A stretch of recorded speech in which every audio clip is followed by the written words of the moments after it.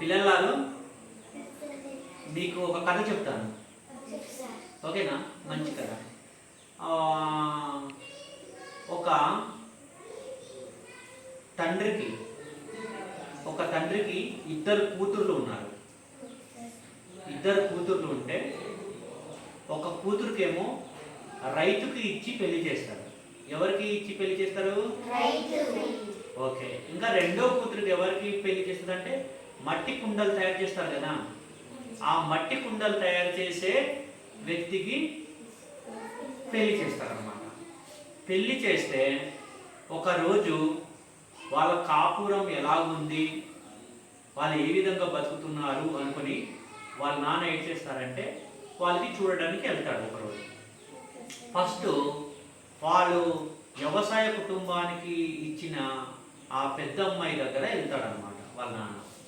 వెళ్ళి, నాన్న నీ కాపురం ఎలా ఉంది, నీ స్థితిగతులు ఎలా ఉంది, బాగున్నారా ఏదన్నా అడిగితే వాళ్ళ అమ్మాయి ఏమంటారంటే, ఈసారి బాగా పొలములన్నీ బాగా దున్నేసాము, కానీ ఈ సంవత్సరం బాగా వర్షం పడిందనుకో మాకు మంచి పంటలు వస్తుంది, నాన్న నువ్వు కూడా దేవుడికి దండం పెట్టుకున్నానా బాగా వర్షాలు రావాలని అని వాళ్ళ కూతురు వాళ్ళ నాన్నతో చెప్తారు.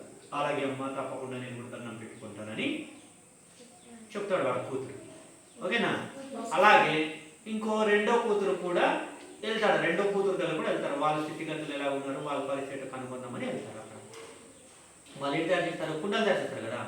అప్పుడు అమ్మ ఎలా ఉన్నారు, ఏంటి మీ పరిస్థితులు అంటే, నాన్న మట్టి అన్నీ బాగా తెచ్చుకున్నాము, కుండలన్నీ బాగా తయారు చేసాము, కానీ వర్షం రాకపోతే బాగుంటుంది, వర్షం రాకపోతే బాగా ఎండ కాస్తుంది అనుకో కుండలన్నీ ఎండిపోయి నాకు బాగా డబ్బులు వస్తుంది నాన్న నువ్వు కూడా వర్షం పడవద్దని నువ్వు దండం పెట్టుకో నాన్న అని వాళ్ళ చిన్న కూతురు చెప్తాడు అనమాట.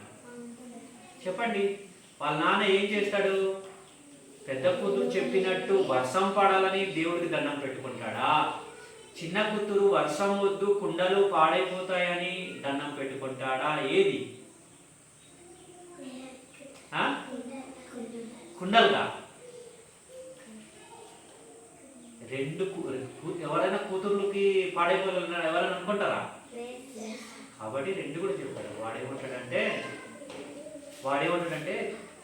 చిన్న కూతురికి ఏమంటారంటే, అమ్మ మీకు ఒకవేళ బాగా ఎండలు కాస్తే, మీకు బాగా డబ్బులు వస్తే, మీ డబ్బులు కొంత మీ అక్కకి సహాయం చేయండి అని వాళ్ళ చిన్న కూతురికి చెప్తారు.